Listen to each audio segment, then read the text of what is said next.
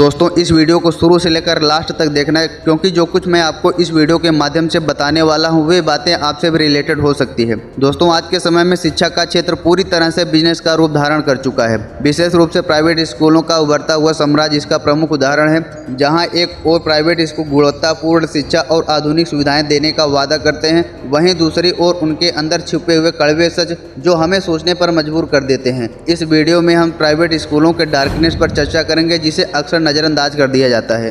Private स्कूलों ने शिक्षा को एक बिजनेस बना दिया है। यहाँ फीस सिर्फ पढ़ाई के लिए नहीं होती, बल्कि हर छोटे बड़े काम के लिए छात्रों से भारी फीस वसूला जाता है, जैसे कि किताबें, यूनिफॉर्म और अन्य सामग्री जिन्हें सिर्फ स्कूल के माध्यम से ही आपको खरीदना है। और इसके अलावा हर साल किताबों को इसलिए बदला जाता है जिससे कि आपके पीछे की क्लास का बच्चा उस किताब को न पढ़ सके। इसके लिए आपको स्कूल से नई बुक लेना आपकी मजबूरी हो जाती है। इसके अलावा वार्षिक चार्ज, मोबाइल एसएमएस चार्ज और न जाने कितने अतिरिक्त फीस बच्चों के माता पिता से वसूले जाते हैं, जिससे गरीब वर्ग की फैमिली हो या मध्यम वर्ग के परिवारों के लिए यह शिक्षा प्रणाली एक बहुत बड़ा बोझ बन जाती है। प्राइवेट स्कूलों में पढ़ाई के स्तर और सरकारी स्कूलों में पढ़ाई के स्तर में एक बड़ी खाई देखने को मिलती है। जो परिवार आर्थिक रूप से संपन्न होते हैं वे अपने बच्चों को इन प्राइवेट स्कूलों में एडमिशन करा सकते हैं, लेकिन वहीं गरीब और निम्न मध्यम वर्ग के बच्चे सरकारी स्कूलों में पढ़ाई करते हैं, जहां सुविधाओं और पढ़ाई की गुणवत्ता में कमी होती है। इस प्रकार यह शिक्षा प्रणाली समाज में असमानता को और बढ़ावा देती है। भारी फीस और स्कूल की अनावश्यक मांगों के चलते अभिभावकों पर मानसिक दबाव बढ़ जाता है। वे सोचने पर मजबूर हो जाते हैं कि क्या वे अपने बच्चों को अच्छे स्कूल में पढ़ा पाने में सक्षम है या नहीं। इसके चलते कई माता पिता आर्थिक रूप से कर्ज में डूब जाते हैं, जिसका प्रभाव उनके मानसिक और शारीरिक स्वास्थ्य पर पड़ता है। इन स्कूलों में सिर्फ छात्रों और उनके माता पिता का शोषण नहीं होता, बल्कि शिक्षकों का भी होता है। अक्सर देखा जाता है कि प्राइवेट स्कूल अपने शिक्षकों को कम वेतन देते हैं और उनसे ज़्यादा काम की अपेक्षा रखते हैं। शिक्षकों को नौकरी की सुरक्षा की कोई गारंटी नहीं होती और उन्हें हमेशा नौकरी खोने का डर सताता रहता है। इसके चलते शिक्षकों में निराशा बढ़ती है, जो कि बच्चों की पढ़ाई पर भी असर डालती है। प्राइवेट स्कूलों में पढ़ाई के साथ साथ बच्चों पर अत्यधिक प्रतियोगिता का दबाव डाला जाता है।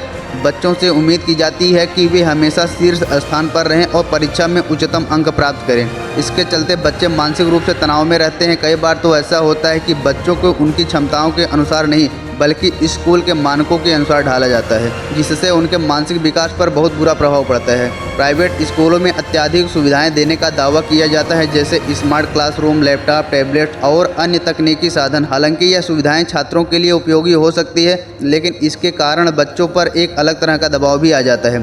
कई बार ये सुविधाएं बच्चों के मानसिक और शारीरिक स्वास्थ्य पर नकारात्मक प्रभाव डालती हैं, जैसे अत्यधिक स्क्रीन टाइम, शारीरिक गतिविधियों की कमी और मानसिक थकान। बच्चों पर अत्यधिक कठोरता उनके आत्मविश्वास को कम कर सकती है और उनमें डर और असहजता की भावना पैदा कर सकती है। हालांकि प्राइवेट स्कूलों का दावा होता है कि वे गुणवत्तापूर्ण शिक्षा प्रदान करते हैं, लेकिन यह सभी स्कूलों के लिए सही नहीं होता।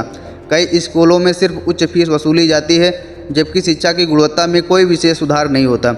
इसके चलते अभिभावक और बच्चे दोनों ही ठगे हुए महसूस करते हैं। शिक्षा की गुणवत्ता की कमी के कारण छात्रों का भविष्य भी प्रभावित होता है। मेरे दोस्त, मैं मानता हूं कि प्राइवेट स्कूलों के डार्कनेस को नज़रअंदाज नहीं किया जा सकता। शिक्षा का व्यवसायीकरण, असमानता, फीस का बोझ, शिक्षकों और छात्रों का शोषण और नैतिक मूल्यों की कमी जैसे कई मुद्दे प्राइवेट स्कूलों में पनप रहे हैं। शिक्षा का उद्देश्य केवल तकनीकी ज्ञान देना नहीं होना चाहिए, बल्कि बच्चों के संपूर्ण विकास, नैतिकता और सामाजिक जिम्मेदारियों को भी शामिल किया जाना चाहिए। वीडियो अच्छा लगा है तो लाइक कमेंट करके हमारे चैनल को सब्सक्राइब नहीं किया तो अभी कर दीजिए। अगर सब्सक्राइब कर दिया है तो आपका बहुत बहुत धन्यवाद। जय हिंद, वंदे मातरम।